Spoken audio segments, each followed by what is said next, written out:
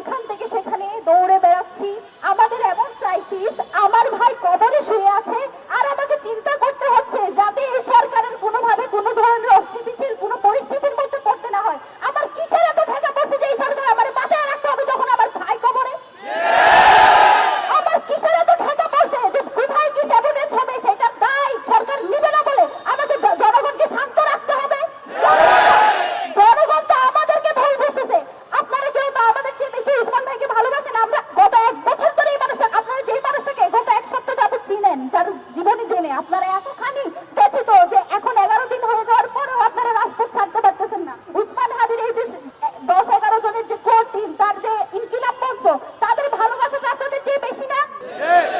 এই মানুষগুলো এখনো পর্যন্ত সরকারকে সব ধরনের সহায়তা করে যাচ্ছে এই এক শর্তে, যাতে যে উদ্দেশ্যে উসমান হাদিকে হত্যা করা হয়েছে দেশকে অস্থিতিশীল করার জন্য, যে আওয়ামী দূষণরা ভারতে বসে দেশকে অস্থিতিশীল করার যে ষড়যন্ত্র করছে সেটা যাতে সফল না হয় সেটা আমরা হতে দিচ্ছি না। মানে এই না যে আমাদের কোনো ঠেকা আছে এই সরকারকে সরকারে এখনো বসে রাখবো আমরা, এইসব কথা চিন্তা করে।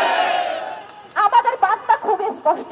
আমরা এই যে বলি পদত্যাগ চাই, নামাবো, এসব আমরা শুধুমাত্র বলার জন্য বলি না। আমরা এখনো পর্যন্ত আপনাদেরকে সুযোগ দিচ্ছি শুধুমাত্র এই চিন্তা করে যাতে দেশ অস্থিতিশীল না হয়, নির্বাচন না হয়। যদি আমার ভাইয়ের বিচার হয়, আমার কিসের থেকে এই সরকারকে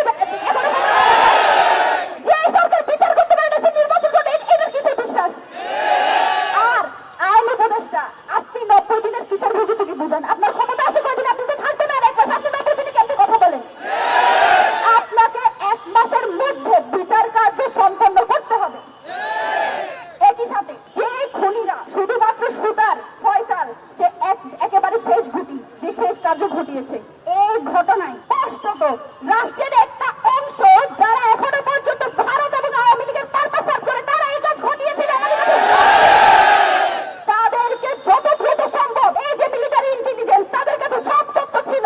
আমার ভাইকে কারা খুন করবে, তারা কিভাবে ছাড়া পেয়েছে, তারা যে ইনকিলাব কালচারাল সেন্টার আসছে, সব তথ্য তাদের কাছে ছিল। তারপরে তারা এই কাণ্ড ঘটতে দিয়েছে। তার দায় তাদেরকে নিয়ে এখনো পর্যন্ত যে আওয়ামী দূষণরা এই সব কার্য ঘটাচ্ছে তাদেরকে অতি দ্রুত গ্রেপ্তার করতে হবে। এই ব্যাপারে কোনো সুশীলতা মানি না। আমরা এখনো পর্যন্ত স্থির আছি। বাংলাদেশের জনগণ মুখিয়ে আছে কখন ইনকিলাব মঞ্চ ঘোষণা দিবে এবং তারা রাজপথে নেমে এসে যা পারে তাই করবে। আমরা সেটা বলছি না। তার মানে এই না যে আমরা শেষ পর্যন্ত দেখে যাবো যে আপনারা কি করেন।